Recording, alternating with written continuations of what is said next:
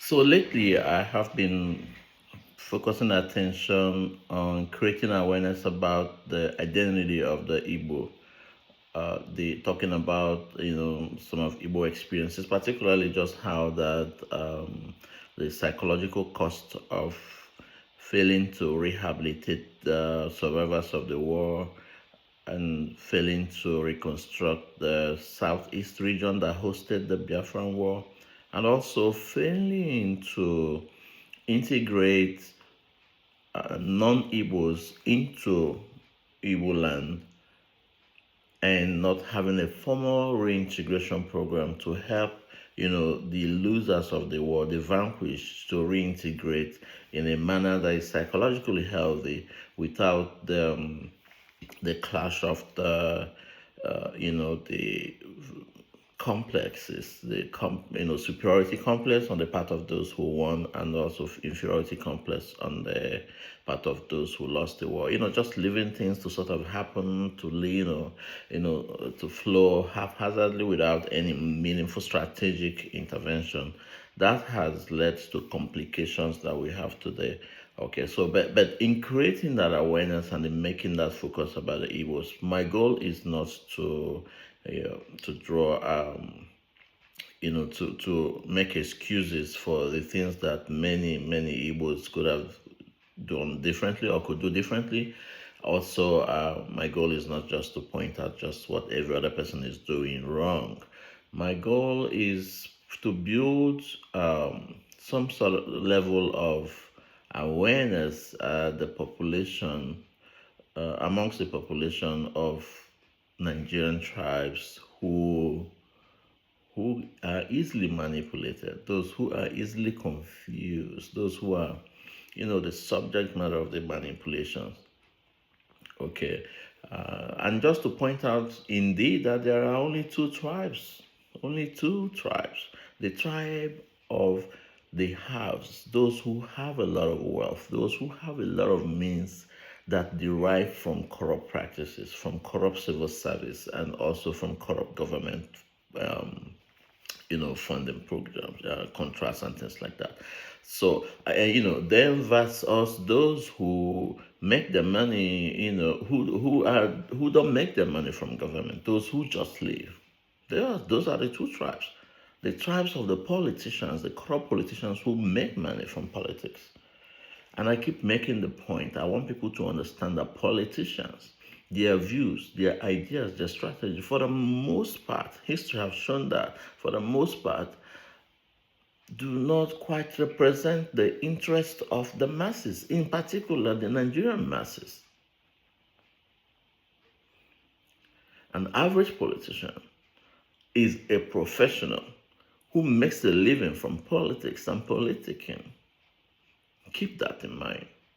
So, if any of their shared identity, any of their, cultural identity can provide access to victory or could help facilitate victory for them, they will tool it.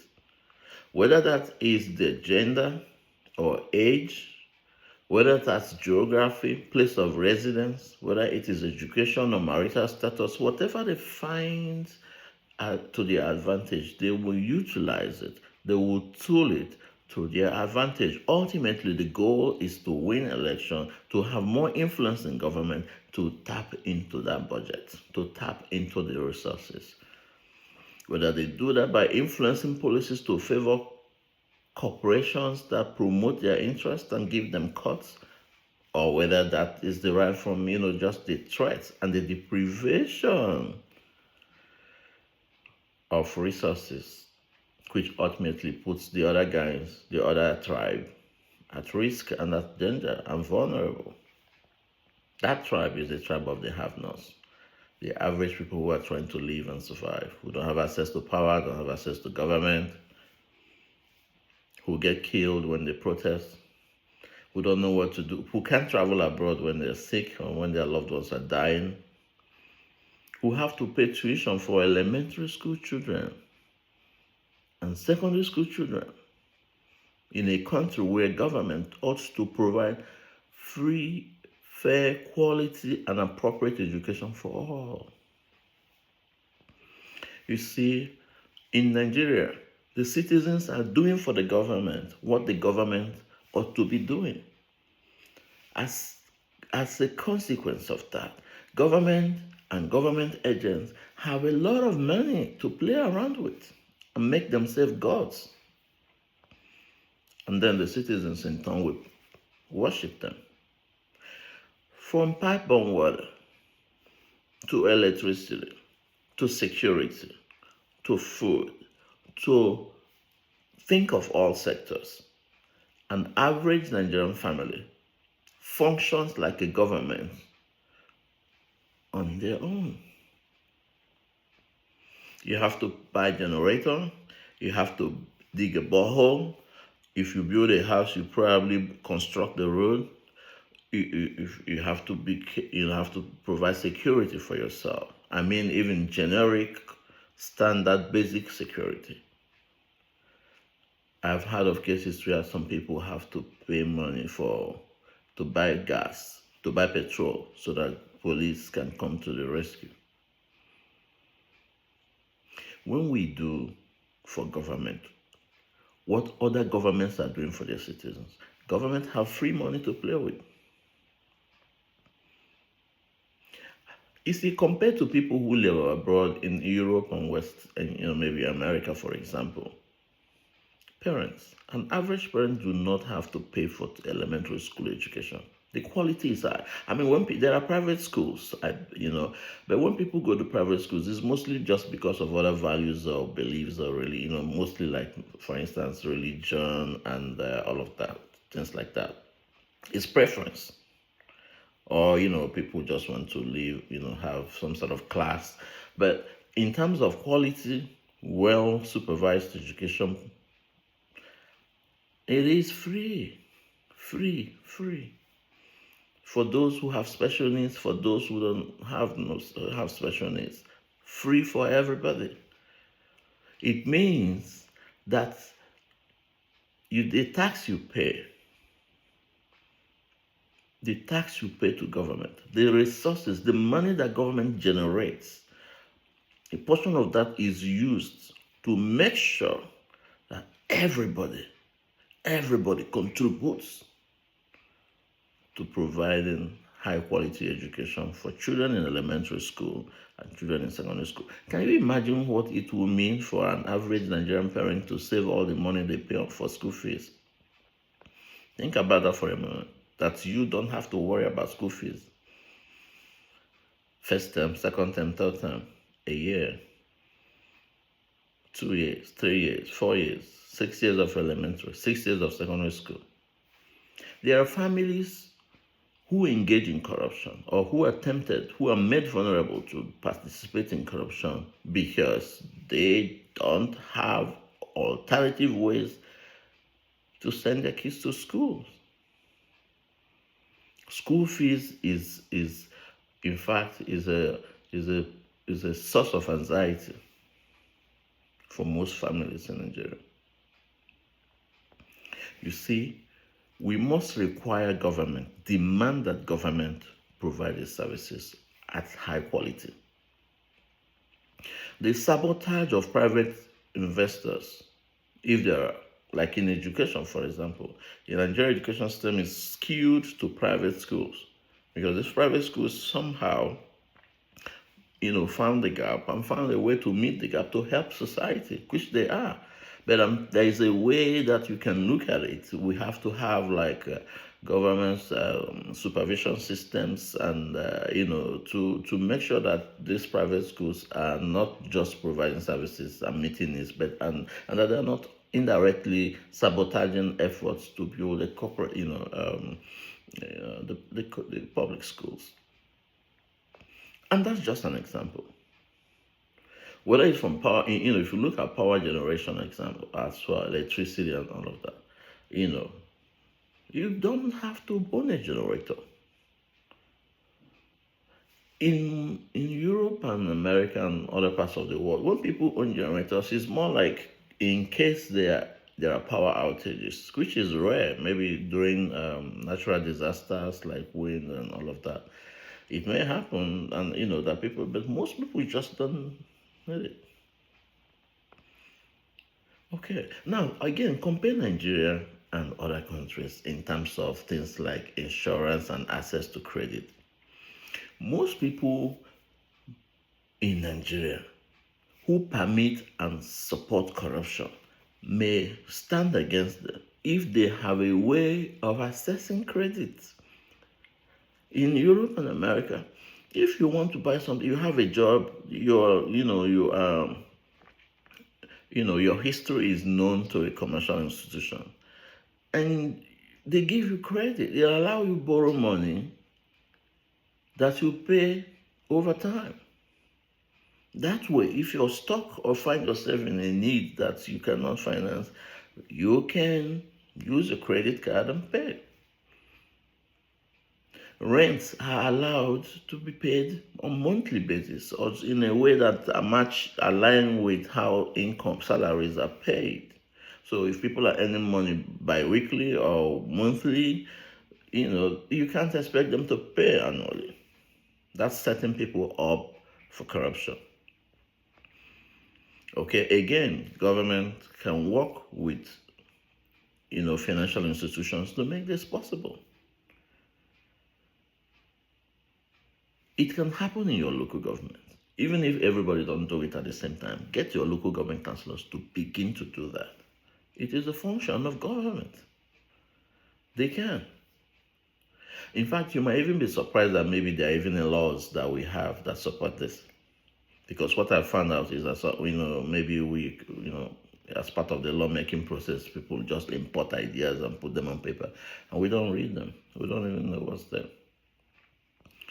So there are accidental finders. You might just find out that, already there is a law requiring insurance, for example. Can you imagine?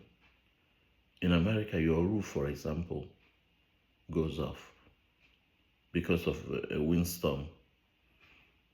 They've been paying insurance. And when it happens, you don't have to go and sell your family land or sell ancestral or start dragging land with your family members or trying to steal money from one way source or the other, or fight with your family, just disturb other family members or put them in stress. Insurance pays for it. This is not rocket science. Everybody knows that this is how societies are organized. I know there are rich countries and poor countries, but for the most part, management is organized and is holding people into positions accountable. Okay, so even though I talk about Igbo, the reason I want to be able to address it so that it's not ignored.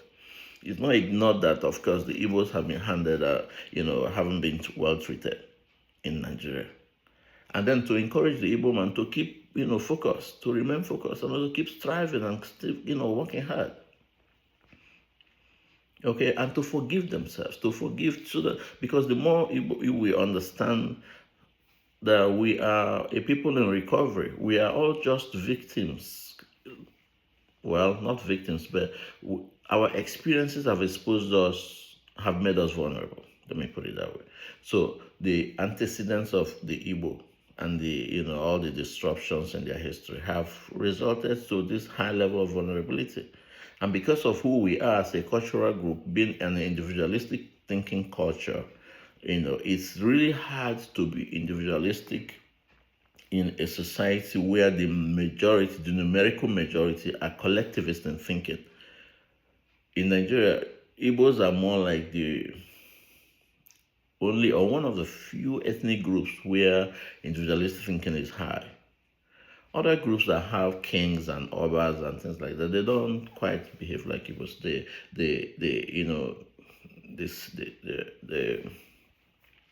They have individualism, but it's not to the degree that you have in amongst Igbos.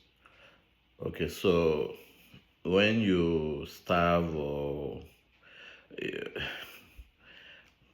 there are certain experiences that an individualistic thinking cultural group will go through. Unity will be scarce. Unity will be very difficult to get amongst them. because of the high level of competition, which would lead to mistrust, which will lead to sabotage. It's really hard for an individualistic thinking culture to to be to be successful in a I don't want to say lawless nation, but in a country where constitution is not the reference point. If people have to please, if people, worship people, all this, be tribalistic, give things to people because they're related to you or because you like them or not that you like the constitution or not to follow these rules. If that's the case, then Igbos will suffer. And that's why Igbos are suffering. But if non-Igbos for the most part are benefiting because it's easy for them to converge and think as a group and influence policies to favor them as a group. But ultimately, in a sane society, like why most Nigerians succeed in places like America, nobody's trying to stop you because you're not born there or originally from one place or the other. In fact, you can contest elections. You can become a governor anywhere in America if you're a citizen. So that's more like the challenge for the Igbo. So again, my point is understanding the position of the Igbo is important in not only helping the Igbos but also conveying to non-Igbos to understand that it's really unfair to compare post-war Igbos with non-Igbos, because we don't have the same history, we don't have the same experiences, we don't have the same trauma. You don't have the same trauma. Okay, so when you see Igbos trying to survive and amplify survival behaviors, it's just the way, that's expected. It's expected. And some people say, oh no, but this thing happened many years ago. The war was fought decades ago. Why are you talking about that? No, the problem is it's called intergenerational trauma. The trauma transfers from one generation to the other. You ask me how? For the most part, through parenting styles. Parenting styles that are stuck on survival. So most of our parenting styles in the East is based off survival. So every single time you sleep and wake up and do everything, it's first and foremost survival. You pursue a career for survival. Not just for living, not for thriving. Okay? This may not apply for everybody. After all, not every Igbo was in the Southeast, when this happened. But, there's also some sort of vicarious trauma that happens. We're all in this together. Okay, so we need to create more understanding amongst non-Igbos to understand that Igbo is not the problem. The tribe is the problem. The tribe of those who have money, who are benefiting from government, whose children and children's children recycle government positions and resources. Not only that, those who are waiting to get in. I was discussing with someone sometime recently, and I said that the problem is not even just the corrupt person or the corrupt behavior. It's the environment that makes corruption almost inevitable. So if you want to address corruption, it's okay to address the individual, to address the behavior, but you're also going to have to look at the environmental contingencies that make corruption almost inevitable. You can have someone who you have not given access to credit cards, you've not given them access to loans, you've not given them access, you don't provide what government should provide. If they have opportunity, they will be corrupt. And most Nigerians, including most of us, are just corruption waiting to happen. We just don't have the opportunity yet in positions.